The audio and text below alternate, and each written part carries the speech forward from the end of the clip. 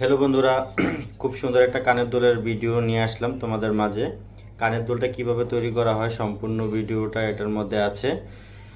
হাতে সময় নিয়ে ফুল ভিডিওটা দেখবে। কেমন হয়েছে কমেন্ট করে জানাবে, আর একটু সাপোর্ট করবে, সবার সাপোর্ট চাই। এমন নিত্য নতুন ভিডিও পেতে অবশ্যই আমার এটাকে সাপোর্ট করে পাশে থাকবে। ধন্যবাদ।